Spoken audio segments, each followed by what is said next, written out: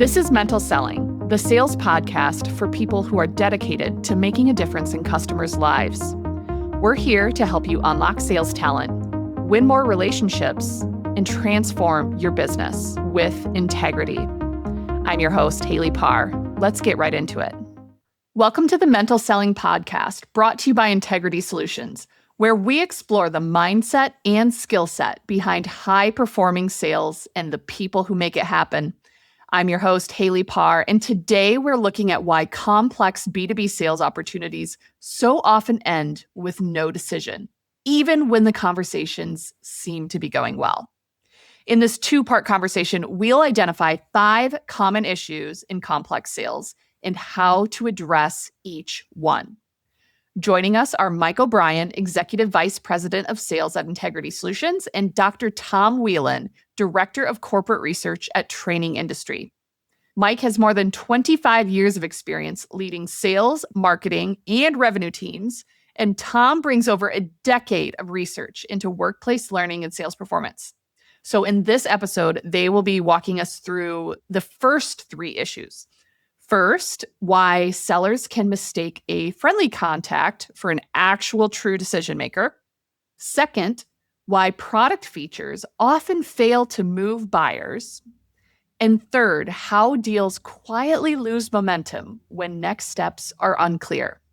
There's a really good chance you're going to recognize at least one of these problems from your very own sales process. So be sure to catch part 2 for the last 2 breaks that can be even harder to spot, plus a summary of all 5 and the common thread behind them all. So let's get started.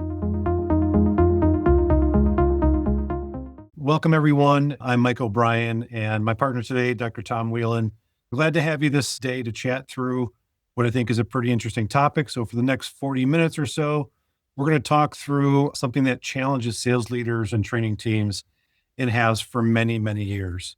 Specifically, I'm talking about the complex B2B sales cycles, and in particular, where the most common outcome isn't losing to a competitor, but essentially when we reach a point of no decision at all by the prospective client. So we're going to talk through 5 common breakdowns that cause this and also share some insights in how to fix each one, as well as cover some interesting stats that will support some of the conversation.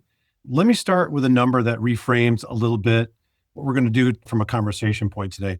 Depending on the studies, somewhere between 40 and 60% of complex B2B opportunities end in no decision at all.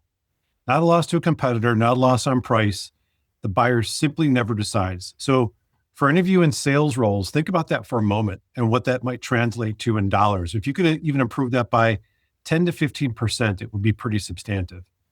For folks in the training roles, consider that most sales training is built to win competitive battles where concerns like objection handling, differentiation, and negotiation, for example, are all important topics to tackle. But if nearly half your pipeline is dying from indecision, then the biggest skills gaps in your sales organization may not really be about beating a rival. It might be about helping the buying committees get to a confident decision. And when they're in different roles with different needs, any one of them might be a barrier to a completed sales cycle.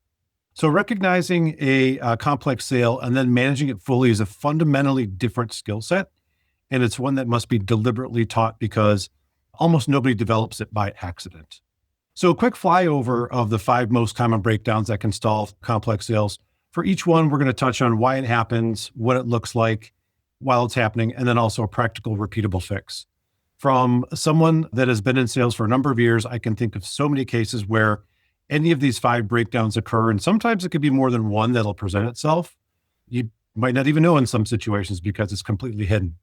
So the goal of the session today is to really raise some awareness and think about how training programs can help sellers move with more confidence. So as you listen, I'd encourage everyone to consider 2 different perspectives while we go through the breakdowns. First, for any sellers on the call, think about the deals you've watched stall in the past. You'll probably recognize the patterns immediately. It might even bring up some angsty memories from the frustration of being a part of these deals that were moving with vigor only to hit an invisible wall. Second, and perhaps most importantly, is if you're in a training role today, think about your curriculum and ask yourself, where in your current training do sellers actually learn to handle some of these challenges? For most organizations, the honest answer is actually nowhere. Sellers pick up these skills through scar tissue, right? Over a span of years, if they pick them up at all. So our argument today is that every one of these 5 breakdowns is a trainable situation to recognize. It's an opportunity to improve the sales results, whether through sales leadership, training, or both. So the first one, breakdown number 1, you're talking to people, but not the right people. And frankly, this is the most common breakdown that I've seen over the years. And it's the one that sellers are least likely to self-diagnose, because from inside a deal, it's going to feel things are going great, right? Meetings are happening, emails get returned, there's enthusiasm, it feels amazing.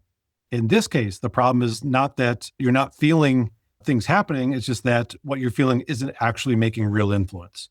Many times I can recall being connected with a sales rep on a one-on-one call, and they're just bursting with energy, right? Excitement about a new client opportunity or what felt like the perfect sales call, and they can't wait to share it with me. As I probe, I learned that maybe they haven't mapped the decision makers or framed up the purchasing process, and that can leave a lot of blind corners to turn. So these are coaching moments that we as sales leaders or trainers need to really ensure sellers are uncovering early in the sales cycle. So why does this happen? Buyers today form opinions long before your sellers ever get on a call. They have access to more information than ever, and oftentimes their minds are moving well before the first meeting. So when a seller over relies on a single friendly contact that they feel just one interpretation of the problem, they might miss perspectives that actually expose all the concerns impacting a decision from other folks that might be in the buying committee.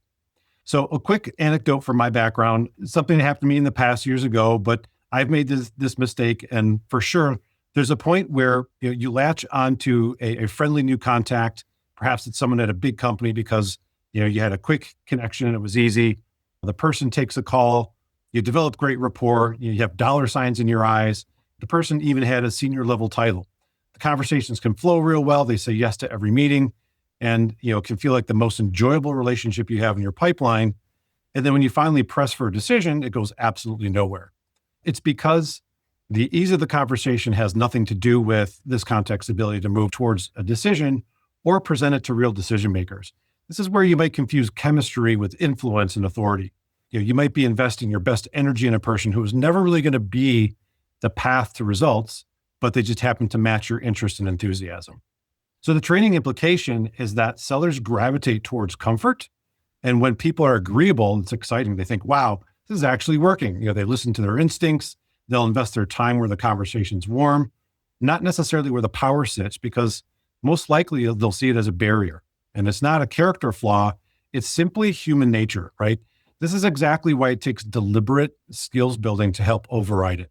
So the cost is real. When the seller finally does reach the true decision makers, they're effectively beginning a whole other sales cycle inside the same opportunity, which can be 2 to 3 times the effort, can stall deals, or more often, they might just end up going away.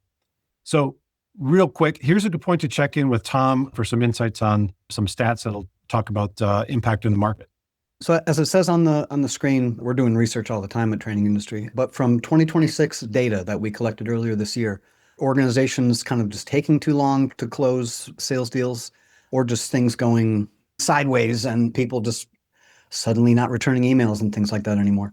It happens with a good number of organizations. And more importantly, because we're asking about challenges all the time, but when we ask them to identify what's the most significant sales challenge that they have, stalled deals and buyers delaying or just ghosting them remained near the top of the list, across a swath of organizational sizes, of organizations working in different industries. So this is a common thing that happens. And to us, what we see in the data is this pattern points to this broader issue of buyer complexity rather than it being a matter of like individual performance. Also coming out of our data, we know on the seller side, some of the capabilities most associated with getting stronger performance are things like, asking insightful questions, trying to have a deep understanding of the client's business, engaging with prospects effectively. Those are all good things to have. But to us also, it's very common to see a challenge like this activity feels like progress when it's not. It's common to see this challenge as driving from skills gaps.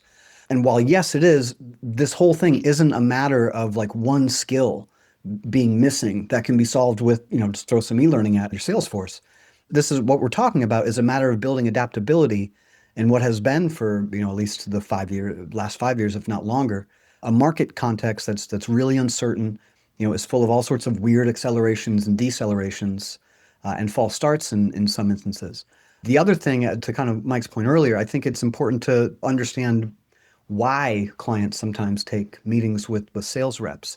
I was looking at a study that was published in 2022, a couple years ago, that was investigating pharmaceutical reps. Most healthcare providers or physicians don't have the most positive viewpoint of reps in pharma, but they still take meetings with them. So this research was trying to, scratch it under the surface at why is this? Why are these, reps still getting meetings if when you poll all these doctors, they go, just about the prospect of having that conversation. And this research found that, there's practical reasons. Sometimes the buyer or the prospect is just collecting information. Arguably, maybe they're a little bit in the dark. They want to bond with somebody that maybe knows more than them. Or maybe it's a convenient avenue for them to have some connections outside their own organization. The second reason, it could be cultural. They're just being polite. They're trying to be courteous in a professional capacity. And then the third one is basically a psychological reason. Like people can have this cognitive dissonance between rabble salespeople, but when Sally calls me, I'm going to take Sally's call because she's cool. I've talked to her before. So even why these calls might get taken on the client side, kind of to the point of this breakdown, it's activity, but it's not necessarily driving in the right direction. And I think that leads us into the next breakdown about kind of what is being sold. Are outcomes being sold? Are features being sold? Like, what is the framing and the approach for the sales conversation?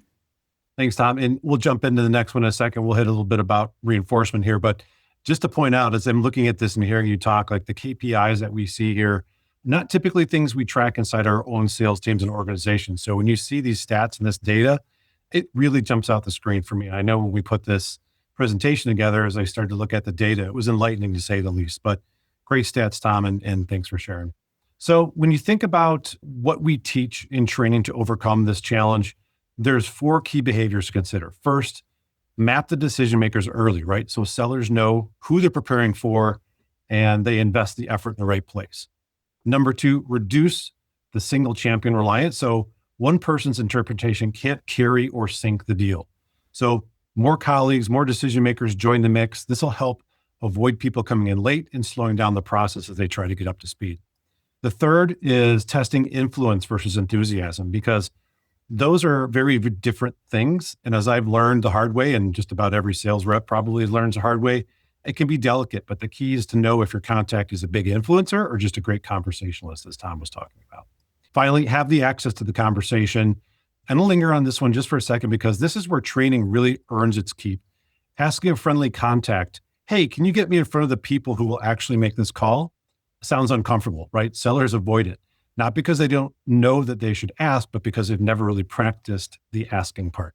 This is precisely the kind of conversation that belongs in training, something like a role play, right? Where you script it, you drill it, you make sure it feels safe before you get in front of a client where it counts. The courage to act on a stakeholder map, for example, is a trained skill, and that's where great training makes great impact. Let's pause there for just a second, because I think there's a lot in that first breakdown that probably feels familiar to our listeners. So a conversation can feel productive because the person on the other end is responsive, interested, and they're really easy to talk to. You've built that rapport. But as Mike points out, that doesn't always mean they have the influence to move the decision forward. Sometimes that relationship is real, but the authority just isn't there. So that brings up an important question for our sales leaders. Are we measuring progress by how good the conversation feels, or by whether the right people are part of the conversation? This shows why asking for access to other stakeholders matters so much. And that is really uncomfortable, especially when you've built trust with one person. But avoiding that conversation, this can leave you with twice the amount of work later on the line, or maybe finding out too late that the decision was made somewhere else. But once the right people are in the room, there's another challenge to keep an eye on: making sure the conversation is actually about what matters to them. So that's where we're going next. Mike and Tom will discuss what happens when sellers talk about features while buyers are thinking about outcomes. Number two, so thinking about the next breakdown is about selling features while buyers are evaluating outcomes. The core idea here is that the outcome has to be the prescription for the pain that the buyer is experiencing, right? Our jobs as sellers or trainers is to build the bridge from what we actually offer to what the client is actually trying to solve for. Most buyers are always seeking solutions to solve a real pain. Sometimes it's tied to revenue, could be cost, could be an operations improvement. If you don't connect with the pain directly, sometimes your messages are going to be hard to decode for the buyer as you go through the journey. Sounds obvious? Well, few sellers or training programs typically address it consistently, and there's a very human reason why. When you think about why this happens, it's because the features of a product are the path of least resistance. And I'll confess, I've done this myself. I bet heavy that just about every seller in history has done this in their career at some point, right? When you're sitting across the table from a client or you're on the phone, you want to look and sound knowledgeable. You want credibility. And the fastest way to feel credible is to talk about what you know best, which usually is your product. So you move quickly into features and capabilities and why they're so amazing. I've walked out of meetings in the past where I've known that myself or my team was impressive and polished, and yet we ended up being completely irrelevant to the buyer. We washed right over the things that were important. They left the room unsure whether anything I said connected to the problem they're actually trying to solve. The knowledge we just tried to impart just landed as noise. So each stakeholder in the room that we're in front of or conversing with weighs the value differently as well. So a capability list from a product perspective of the solution lands very flat for each of them all at once. So here's the sales and training and enablement angle, and it's a hard truth. In most organizations, product training typically far outweighs outcome training. So we certify sellers on a product and hope that they figure out how to translate on their own, or it's not as robust as what we do from a product training perspective. Strong sellers translate every capability into a strategic impact and then balance the product talk with business impact. And if they're really skilled, they'll build a single value story that'll resonate across the entire buyer panel. But the good news is that these are very teachable skills. I can say with confidence that if your training curriculum is heavy on what a product does and light on why it matters to clients, the breakdown is for sure going to manifest in your pipeline. Tom, I'm going to flip it back to you just to talk a little bit more about this key stat here on the left. Yeah. So again, in the research we do, one of the things that we always ask in a B2B sales context is like, what do people want? Like when they're trying to make decisions, like what are they looking for? What sort of information and inputs are they actually basing buying decisions on? Shouldn't come as a surprise. Features don't win. As it says on the screen, 75%, 3 out of 4 organizations say they want to see some sort of case study or some sort of example when looking for solutions to help them with their sales training. That won the pageant. That was the thing that they wanted the most. Following that were things like industry research and peer recommendations. Basically, the point being, as Mike said, buyers are looking for evidence that a provider can solve a business problem. They don't simply want descriptions of solution capabilities, right? Because whatever those features are, that's probably not what's going to shore up Q2 misses, right? Features aren't going to unlock a new understanding or innovative way to approach any problems. And the market right now is characterized by abundant information and unprecedented levels of choice for buyers. So customers aren't probably going to be just passively adopting some solution. They're more likely to expect, some sort of personalized service or at least an explanation why the solution will work for them in their specific scenario. Another way of thinking about it is features are nice to describe, but they are a necessary but insufficient condition for a benefit. Benefit is I think, what more potential buyers are interested in. We've done research asking both decision makers and salespeople, about the sales process. And both camps strongly emphasized that to try to be more buyer-centric, that involves understanding buyer goals, researching what their needs are, and aligning the solutions to the desired outcomes. Not necessarily giving them a laundry list of, well, here's all the stuff that our thing can do. When those conversations are more in that feature space, it's not something that is conducive to maintaining the momentum within the sales cycle. We talked about pain points earlier, and the fastest way to get a client to really understand and connect is to make sure they can identify, right? If you have a similar story, case study, something they can say, I share the same pain, I have that same challenge. It really quickly ropes them in and really kind of helps the whole conversation along. So moving along. All right, we're in number 3 already. This one's about how momentum can die between meetings and client engagement. So in this case, deals don't usually stop dramatically. There's no big implosion, right? No angry phone call. They just simply stop moving. And from my experience, some of the biggest drivers of this are unclear next steps, weak commitments around a date for the next connection in the conversation, right? These can really be the quiet killers for sales opportunities that are in your pipeline. Sometimes you'll see a slow burn where you'll see it fade out over time. In other cases, it might just be a straight up ghosting situation where you send a string of unanswered emails and you just really don't want to give up, but it's already over. So let's dig in a little bit about why this one happens. I'm going to say this strongly because I believe it strongly. Ending a meeting without setting the next connection is essentially a sales mortal sin, right? I've learned this the hard way over a lot of years that when the next meeting goes on the calendar before anyone leaves the room, the deal will keep breathing, right? The moment you hear, we'll circle back in a few weeks, or, we'll catch up you offline. That's typically where silence makes the buyer's complacency even more comfortable. So sometimes you genuinely can't get them to the next meeting nearby on the calendar. That's where the seller has to be able to carry the energy, right? My practice has always been keep sharing relevant, timely material, match to the stage of the sales cycle.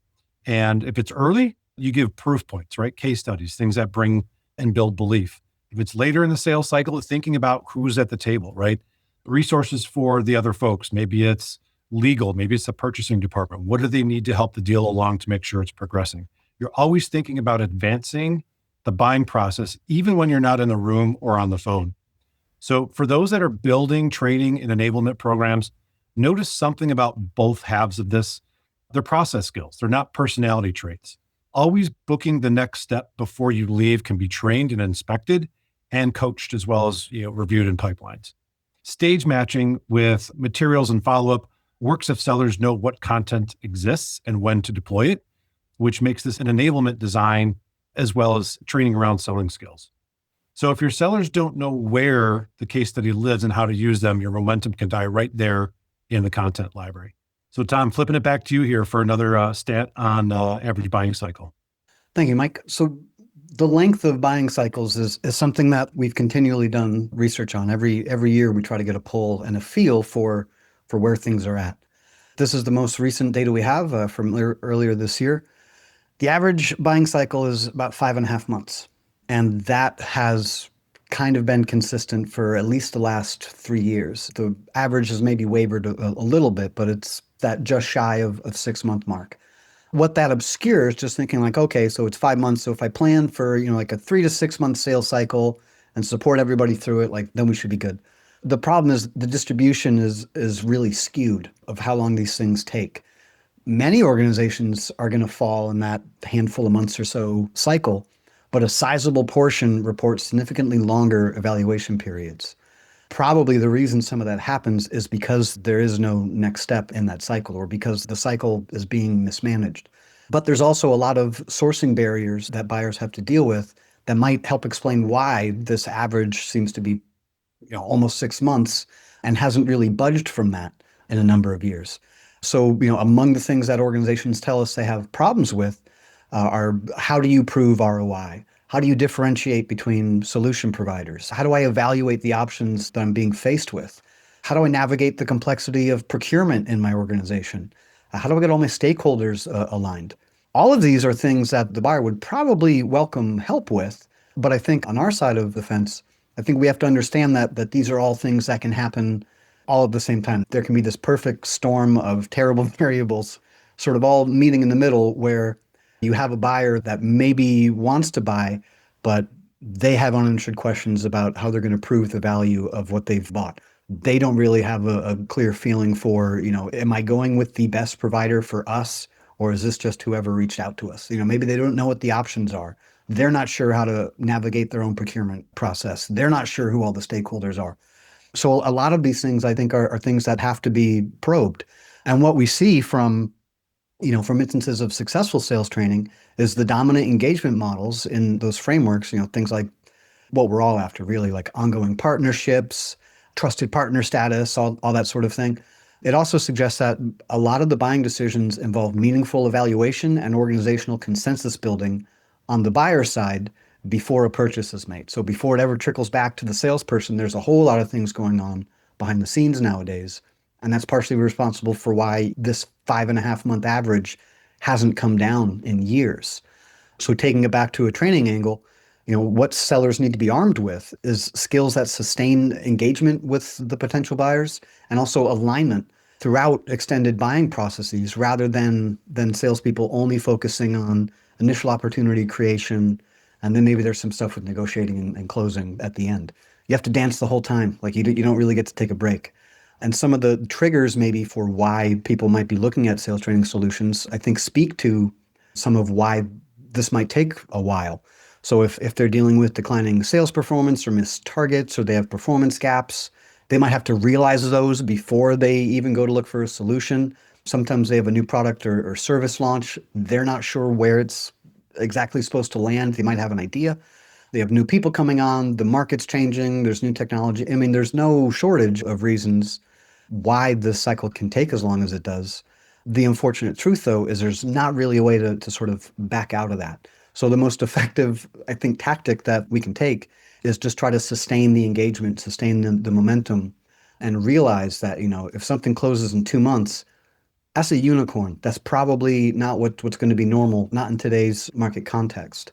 I'm pivoting us to sort of what's next, that there are, plenty of buyers where maybe the point of contact that we're speaking with is excited about it, but the institution has its own sort of fear of change, or they have objections to changing anything that maybe aren't going to surface in the seller-buyer conversation.